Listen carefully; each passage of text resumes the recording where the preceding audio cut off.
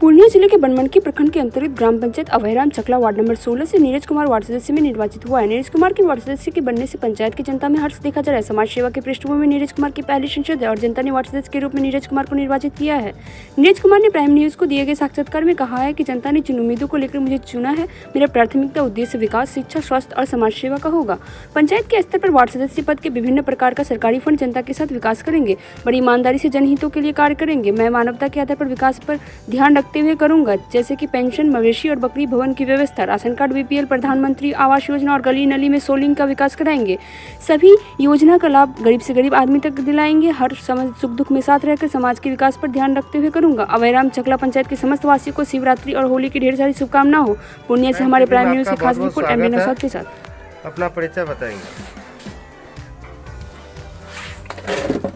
सबसे पहले तो मैं प्राइम टीवी वाले को धन्यवाद करना चाहूँगा कि आप मेरे पंचायत में आप बात को आगे बढ़ाने के लिए आए हैं, इसलिए बहुत बहुत धन्यवाद। मेरा नाम नीरज कुमार महतो है। मैं अभयराम चकला पंचायत के वार्ड नंबर 15 का वार्ड सदस्य हूँ और इस बार मैं पहली बार इस चुनाव में जीत हासिल किया हूँ।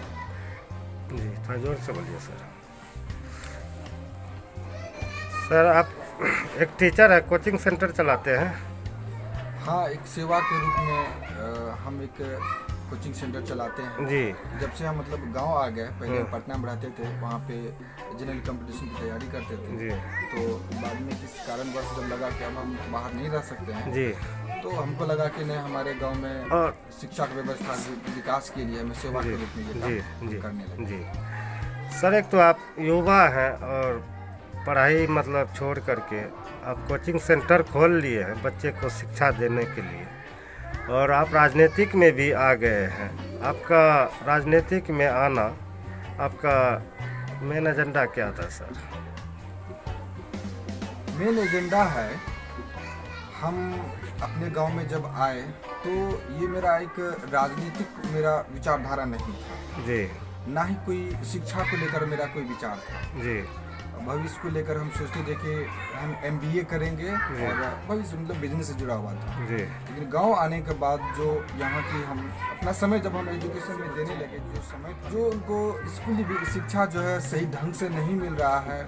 हम अपने समय में स्कूल में ही देखे थे अच्छी शिक्षा मिलता था, हमारे टीचर बहुत अच्छी पढ़ाते थे, पर अभी के समय में टीचर को एक तो बहुत सरकारी अलग कार्य दिए रहते हैं जिसकी वजह से उस समय नहीं मिलता, और जो भी टाइम रहता है उसमें वो बच्चों के ऊपर काम नहीं करते हैं, वो ऐसे बैठे हुए रहते हैं। और इस वजह से अब गार्जियन भी स्कूल बच्चों को भेजना उचित नहीं समझते हैं।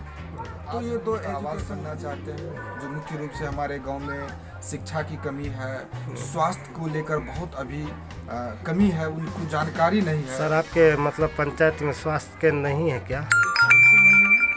यहाँ पे ना क्या इनके लिए आप लोग आवाज़ नहीं उठाए हैं अभी तक? तो हम, लेकिन मेरा जो उद्देश्य है एक एक घर को स्वास्थ्य को लेकर पहले जागरूक करना और इनकी जरूरतों को पूरा करना, ये मेरा तो कर्तव्य है। शिक्षा को लेकर हम इस पे काम करना शुरू कर चुके हैं, बहुत जल्द हमको उम्मीद है हमारे आसपास के। पहला मेन मुद्दा आपका फिर विकास पे, शिक्षा, विकास और रोजगार, ये तीनों अपने आप में तीनों एक जैसा ही है कि तीनों के बिना असंभव है। स्वास्थ्य नहीं तो शिक्षा नहीं। क्या नीरज जी, आपसे हम जानना चाहेंगे आवास योजना लेकर के। आवास योजना बहुत जगह बहुत ऐसा पंचायत है जहां जिनको आवास योजना मिलना चाहिए उनको नहीं मिल पाया है, ठीक। और जो थोड़ा पैसे वाला सुखी घर का है, ज़मींदार है, 2 बीघा 4 बीघा, उनको इंदिरा आवास योजना मिल गई है। क्या सर, मतलब ऐसा तो नहीं होगा आपके वार्ड में? इसका कारण हम वर्तमान मुखिया मुकेश कुमार को बताते हैं, क्योंकि उनका जो कहना है कि जिसके पास मकान का घर है उसे आवास नहीं मिलनी चाहिए जी। और जो जन्मीन व्यक्ति जिसको सच में मिलनी चाहिए उसके लिए हर संभव प्रयास कीजिए और हम उनके लिए काम करेंगे। जी। बहुत सरकारी लाभ है सर, मतलब कन्यादान है, वृद्धा मृत्यु वाला लाभ है, क्या ये सब काज करेंगे आप सर अपने वार्ड में? चुनाव से पूर्व हम अपने ग्रामीण क्षेत्र में लोगों से ये बात रखे जो सबसे एक ऐसा था कि कन्यादान वाला या मौसमात पेंशन है, वृद्धा पेंशन है, विकलांग पेंशन है, या राशन कार्ड बनाना, या ऐसी चीज़ें बेसिक चीज़ें था जिसको लेकर आज भी हमारे जनता जो है परेशान रहते हैं। तो उनको बोलेंगे न तो 1 रुपये लगेगा जी। इस काम में, जो भी थोड़ा बहुत प्रोसेसिंग जो पैसे लगते हैं वो भी हम अपने पॉकेट से खर्च करेंगे, और ये घर आकर आपका काम करेंगे। किसी को मेरा घर आना नहीं पड़ेगा, हम आपके घर बराबर आते रहेंगे और हर कार्य को लेकर हम आपकी समस्या होंगे। क्या सर आपका आम सभा मीटिंग हो गया है? हाँ, हो चुका है।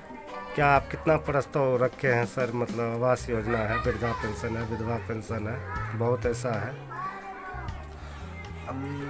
फर्स्ट टाइम हमको ये घर आकर आपका काम करेंगे, किसी को मेरा घर आना नहीं पड़ेगा। वैसे भी हम कहते हैं कि किसी भी काम के लिए आप मेरे घर मत पहुंचिए, हम आपके घर बराबर आते रहेंगे और हर कार्य को लेकर हम आपकी समस्या होंगे। क्या सर आपका आम सभा मीटिंग हो गया है? हाँ, हो चुका है। क्या आप कितना प्रस्ताव रखे हैं सर? मतलब आवास योजना है, वृद्धा पेंशन है, विधवा पेंशन है, बहुत ऐसा है।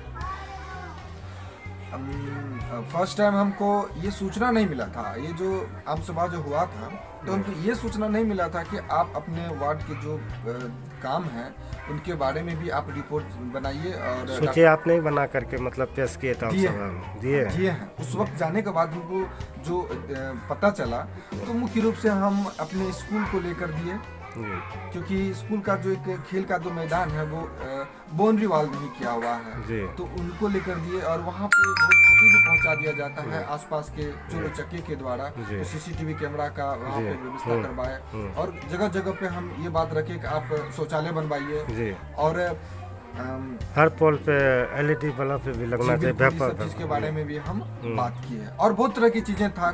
छठ पूजा के लिए हम बोले कि आप वहाँ पे थोड़ा मतलब इसके लिए हम ये किए हैं कि छठ घाट बनवाया जाए और गली कुछ जो भी है वहाँ रिपेयर का काम कुछ बाकी है, उस पे काम के लिए हम करवाए और बहुत काम पहले हो भी चुका है। सर आपसे जानना चाहेंगे वार्ड सदस्य जी नीरज जी आजकल सेवन करते हैं, ड्रग्स लेते हैं, भांग गांजा चरस पीते हैं, इन पे आपका क्या कहना है सर? इसको लेकर तो हम आज भी ये अपने स्कूल में जब बात किए तो इसको लेकर टीचर से कुछ जानकारी लिए। जैसा हमको मालूम था कि 200 गज तक आप कोई भी नशीला पदार्थ नहीं बेच सकते हैं, तो बहुत जल्द इस पर कार्रवाई किया जाएगा, क्योंकि ये हमारे समाज का सबसे बड़ा दुश्मन है।